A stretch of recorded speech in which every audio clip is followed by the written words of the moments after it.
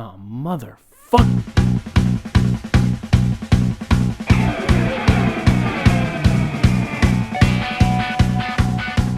Bring it back.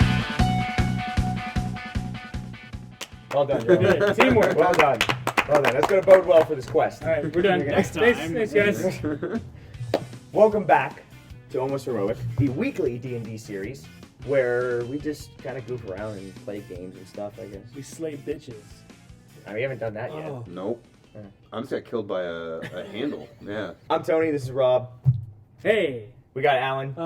Ava oh. Dude. Yeah. Twitch stream. Yep. Check it out. Matt from the Matcave YouTube Oh. channel. And of course, as always, Patrick the goddamn DM, Tracy. I aim to kill you all. So generous. And we're of course recording at Silver Cube Billiards and Hookah. Check it out. It's on 67th and Cactus if you live in Arizona. If not, Come on down.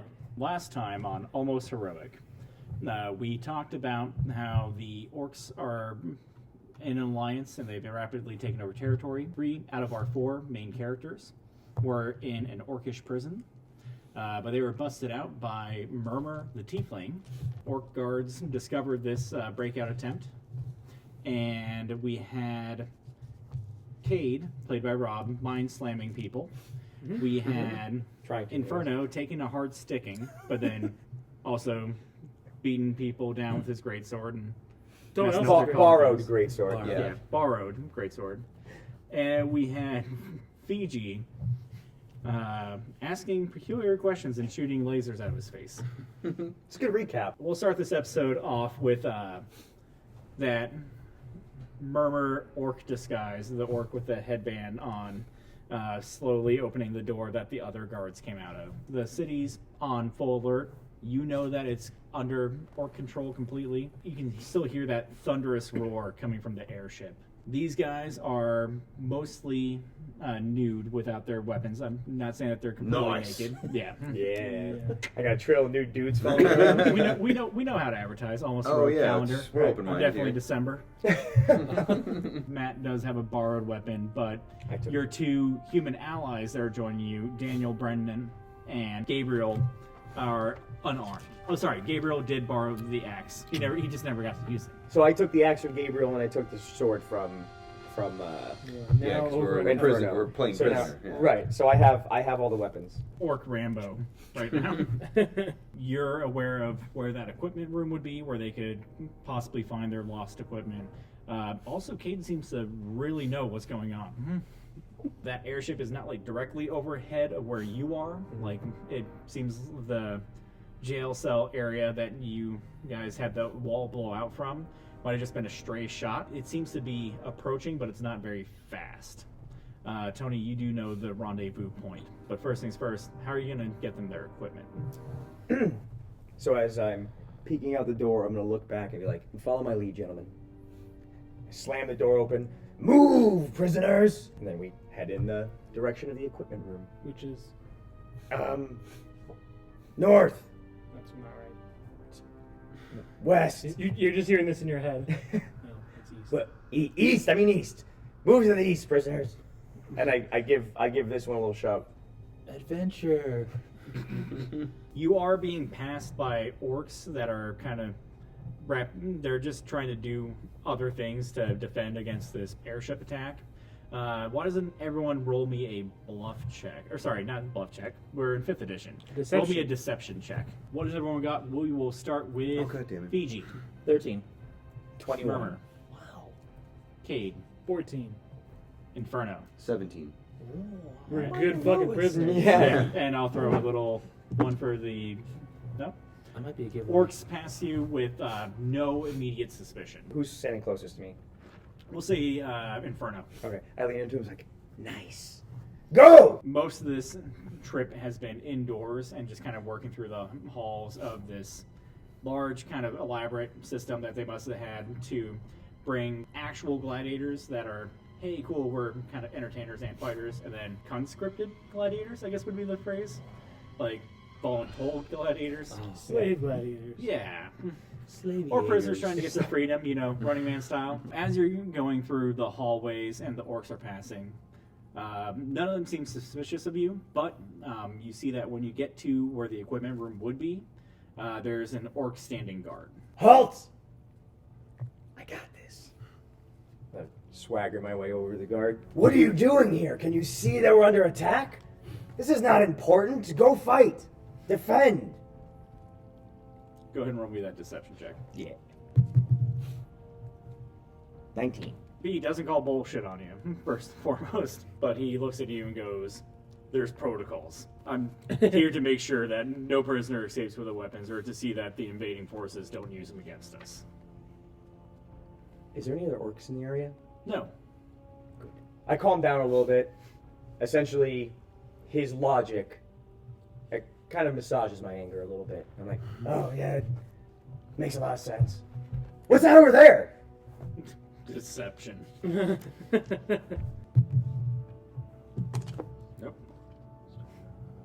15.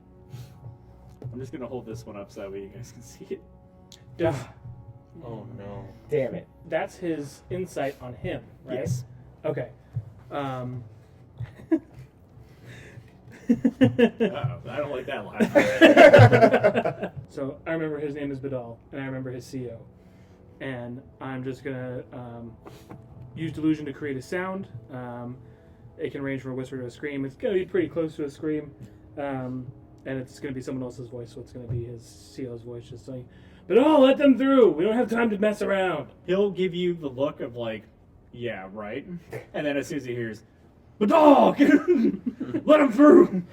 He just instantly like, and just kind of like straightens up, and then just one step back in the room, one step back, and turns, and like just makes a way for you to get into that room. Only he could hear that. Oh, okay. You think that works? I'm fucking strutty as fuck. Yeah. So for your benefit, he kind of gives you one of these, and then instantly just. Good. Good. And I was walk in. Come on, prisoners. Wait. That might be a little suspicious if I let the prisoners in. You guys stay out here. And I turn to the guard and be like, you keep an eye on them. Inferno, you'll feel like a little nudge from Gabriel behind you, and you definitely get the inferred message of like, so are you gonna do this or am I gonna do this? Look at Gabriel. Look at our prisoner friends here. Look at the guard. And immediately reach out with my thumbs. Jab them towards his eyes. 15?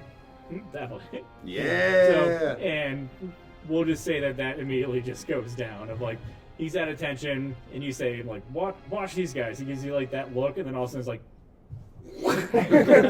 I go, keep your eyes on them. yeah. Oh, nice. Like a Steven Seagal film. Gabriel probably like comes in and like smashes Inferno into him further and like just press him into the wall. Yeah. And then the guy just slumps.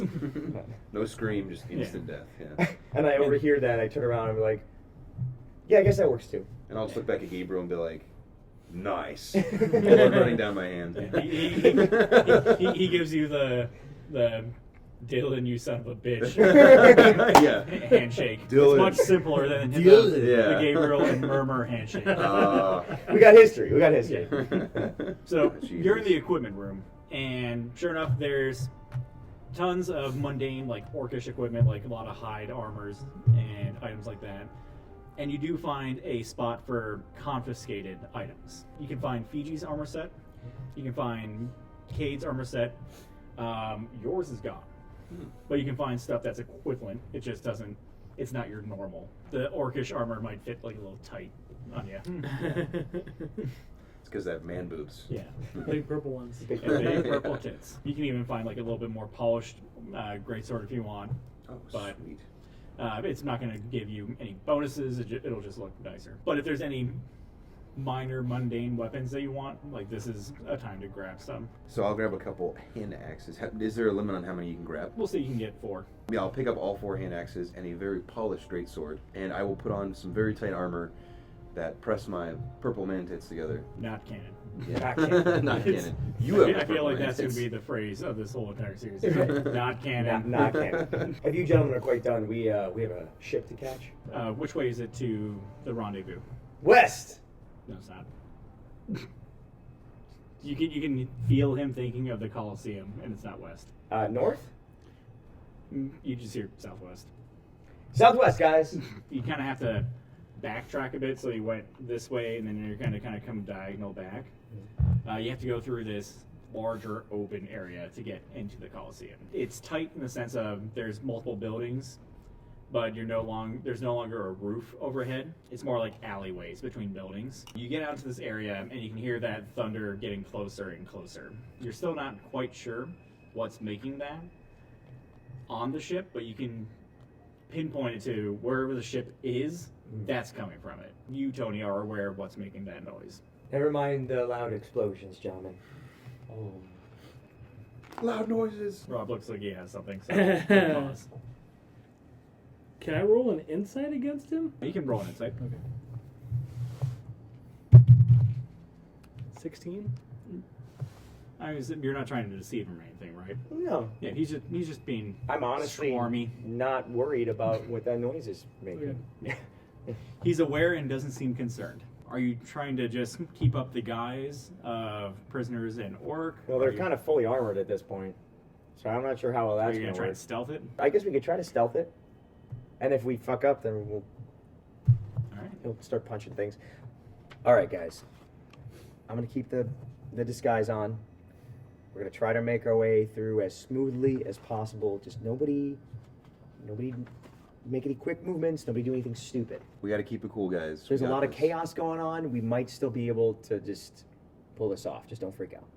Yeah, man. Okay? Okay? Let's just keep it cool. Okay. Roll me a stealth check. Man, you get disadvantage What? for your armor. Oh, jeez. It's true. And now roll it again. And take the lower of the two.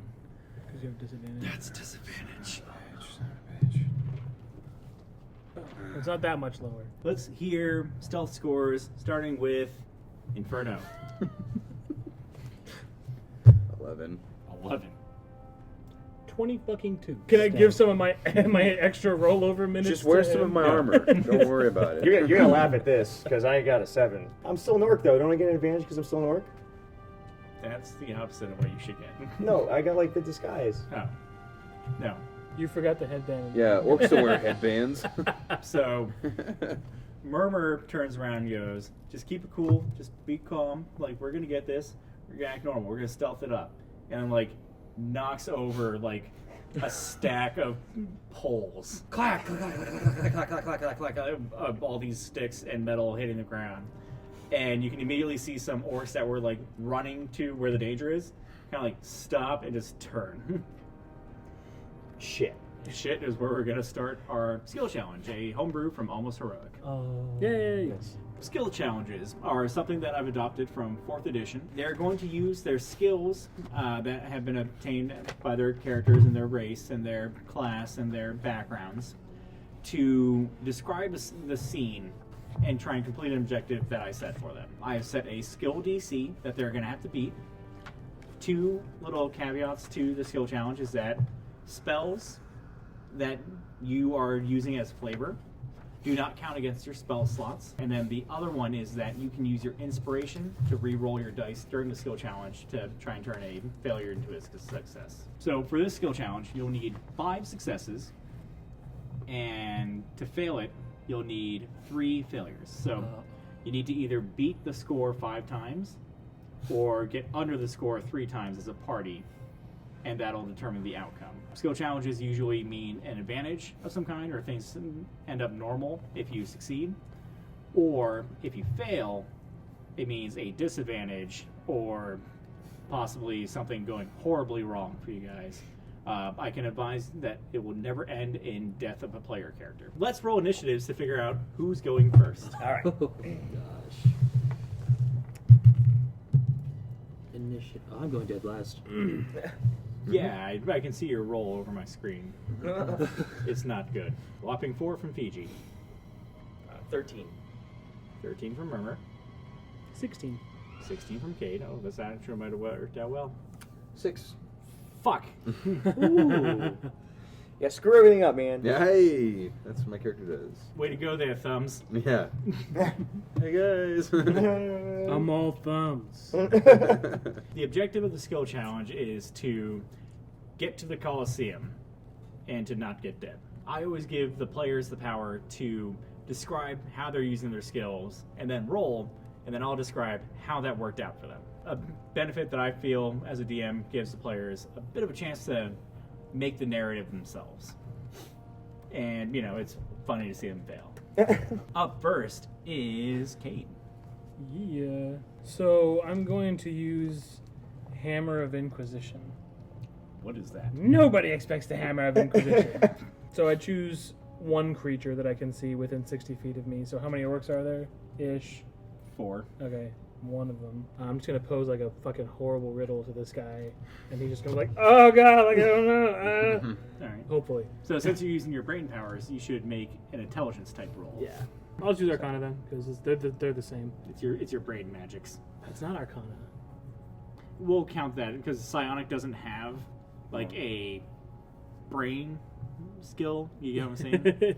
So we'll argue Yeah. that that's Arcana for you. It's you using your psionic powers. Okay. Oh, God. Ooh. You got inspiration. You got inspiration. So what's that? What's that looking like? It's looking like a 9. Kate, that's a failure. Do you want to use your inspiration to try and re-roll that? I'm going to keep this, and if Robert does something awesome in the future, he might get it back. Otherwise, he'll get it back after a long rest. Yeah. 24. I'm just gonna pose like a horrible question to him, like, how is a raven like a writing desk? You see his eyes go wide, and it's just kind of like, how is that? And he just kinda Question everything. Yeah, he stares off, and it distracts the orcs enough for you guys to kind of like make a beeline away from them before they start giving chase, except for that guy who's still just going to be like, how does it... And he'll just like sit down on a bench and just kind of... But that'll be a success, so... Ding. Nice. Yay! Four One away. down. One down. Up next is Stealth Champion Murmur. All right, cool. So I am going to use Deception. I assume there's going to be doors in the direction that we're running, right? Yes. So I'm going to use my magic ability called Knock, which will instantly unlock the door, but it will also create a knocking sound coming from the door. Instead of unlocking the door that's immediately in front of us, I'm actually going to unlock a door off to the side, which will also cause a knocking noise to come from that, and which will distract the orcs that have been giving chase and allow us to get a little bit more in the lead. And also the door will be unlocked. So, All right. for whatever reason.